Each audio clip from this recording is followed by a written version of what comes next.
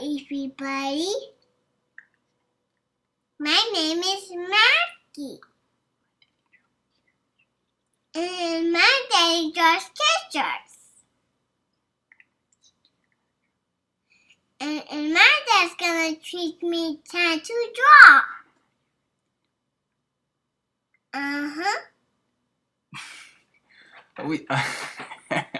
That's my son. And anyway, so he's here on my lap as I walk through this caricature. It is of Andre Franquin. And he's a comic book artist from what I read from Wikipedia. And I drew him I drew him with his famous monkey character. I forgot the name of that one, but that's what he said. He's mainly known for this one, and then another character person that he drew. But I decided to draw him with that monkey character.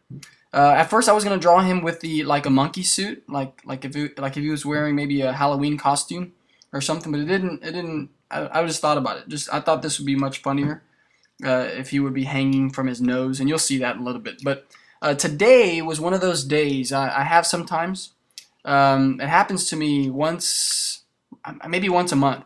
I just am not feeling it, and there are various different reasons why. Sometimes it's because I'm just not in the mood to draw. But basically today I wasn't feeling it. I wasn't in that mood, in the zone.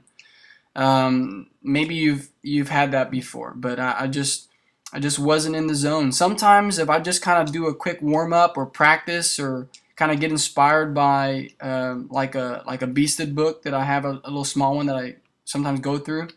And sometimes it's just the mood. If I've woken up and I just don't feel like drawing or something.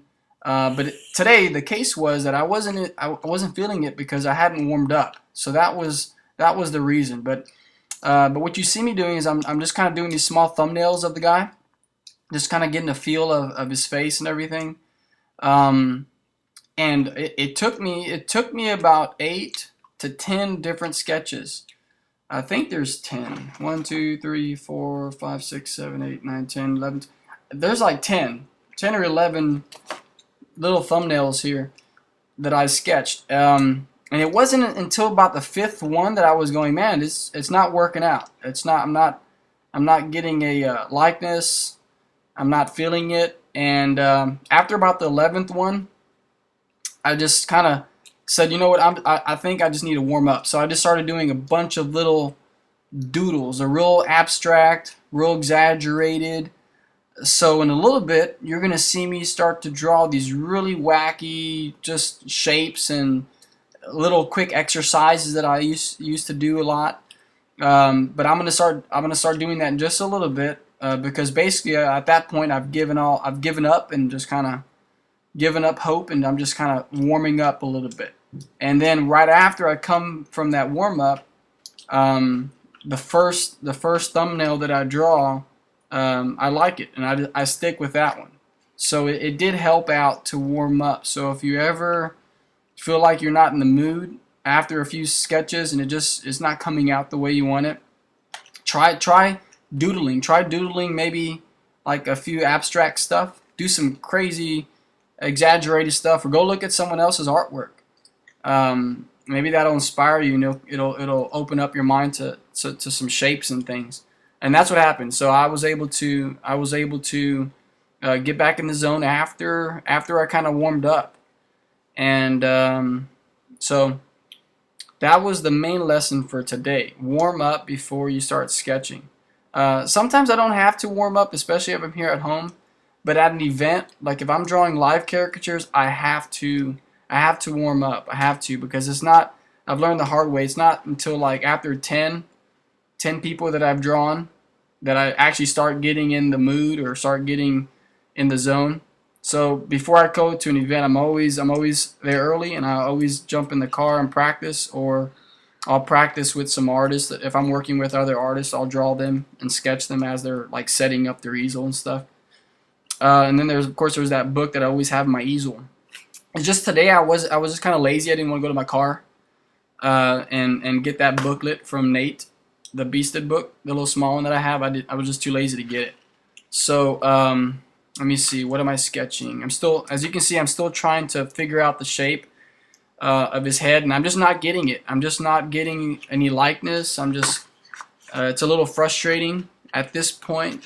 As you can see, I'm at that point. I'm real frustrated. I'm just kind of trying to figure it out, how his face works.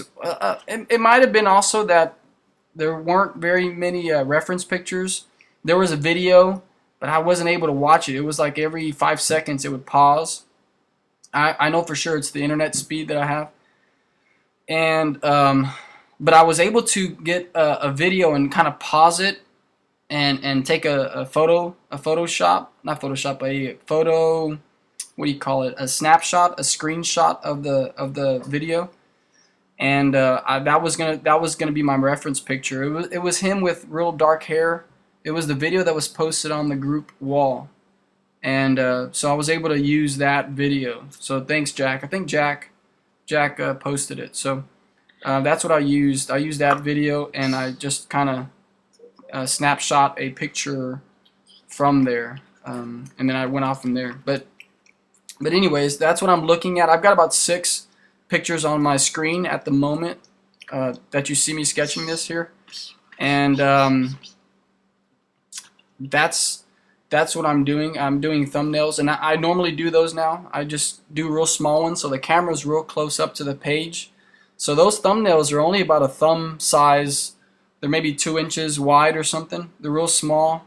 I try to go as small as possible, and but as you can see, it looks real messy. I'm getting a little frustrated. I'm trying to overlap the nose off the chin. I'm trying a few things just to kind of get the ball rolling, and it's just not working out. Every time as you can see, every time I start off, I'm basically starting off with the nose. The reason is because those are the 2 things that stood out. There was 2 things. There was one, the nose. The second thing was the funny looking mouth. So those are the 2 things I focused on, and everything else was kind of built around it. So in my thumbnails, the first thing I'm drawing is the nose, and then I go off to the mouth. But at this point, I gave up. I gave up, and I'm about to call it quits, and I'm just kind of doodling. I'm doing some abstract shapes, long rectangles, noses, mouths. I'm just kind of messing around just to kind of get a feel going, so you could try it out and draw your own little shapes, but it's basically just warming up, just kind of getting in the mood to drawing caricatures and shapes and strokes and things like that. But I used to do the side view caricatures at a theme park when I started. That was like 12 years ago, 13 years ago, and I did it with a calligraphy pen. So there wasn't any pencil. It was just drawing on overhead projecting sheets or overheads with drawing on those plastic sheets. And the reason I bring that up is because we were doing profile caricatures. So I was starting to do some profile caricatures a few days ago, just kind of practicing on my own. I drew Michael as a profile, and then so I'm just recently I've been doing some profiles. So here, on this thumbnail here that you see me doing, I'm just going off into what I was doing a few days ago, and I'm doing a profile of him. And it's kind of tricky, especially when you don't have a side view reference picture of the guy, the reference guy that you're drawing. It's a little tricky because you almost have to create the features or kind of imagine how the guy would look as a side view, in a side view profile pic. And one way to do it is looking at the shadows. So if you're looking at a front view picture of someone, look at the shadows. So if you see a really dark shadow underneath his nose, well, you can almost guess, you can almost imagine that the nose not only is long, but it sticks outward. It comes outward quite a bit. So just looking at shadows, getting familiar with anatomy in the face, and looking at how the shadows are relating to one another, that will give you the feel of how the features are laying on top of each other. Which one comes out first? Which one goes out second? Things like that. So I was able to look at the shadows of the guy and kind of see where the features lied or where they laid. especially in the mouth. That was a little bit hard. But anyways, I didn't spend much time on that last thumbnail, as you can see, because the last week, if you remember, if you saw the video, I spent too much time on the thumbnail. There was too much detail. So I kind of learned that once I found a good thumbnail that I wanted to run with, I stopped. As you can see, that the last thumbnail, there was plenty of other stuff I could have finished off, but I didn't go any further because I didn't want to spend any time on that thumbnail, especially when it was going to get thrown in the trash.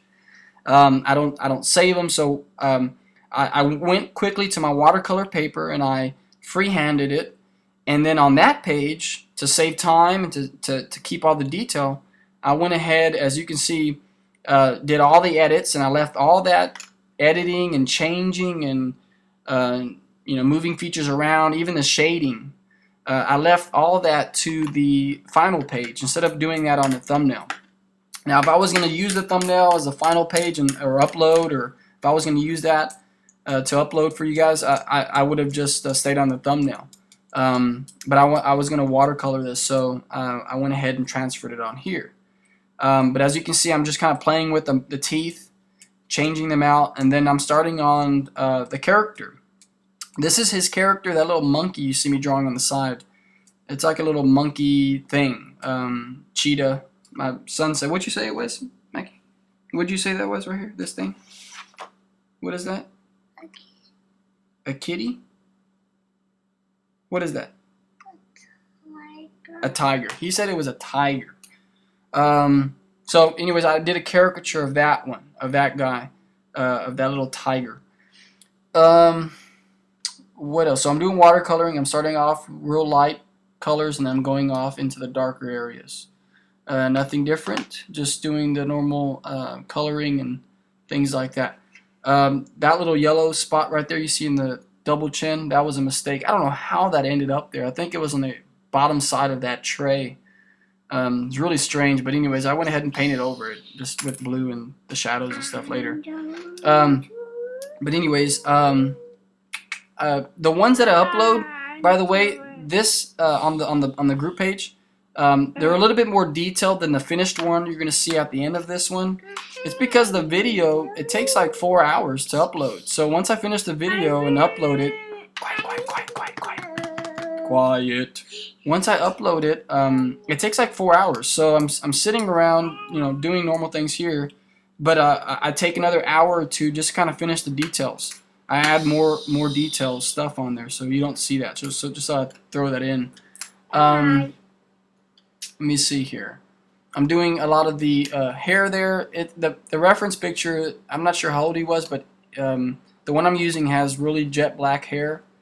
It really stands out. So anyways, that's what I did, and he had a blue shirt. Now the shirt had like these white spots, that blue one that was in the video, and I didn't add them on there because it just would kind of distract.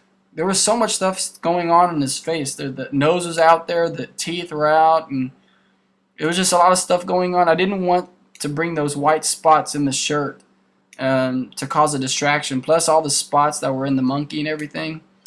Anyway, so I just colored it solid blue, and then I did a baby blue background that you won't see in the video, but you'll see at the end.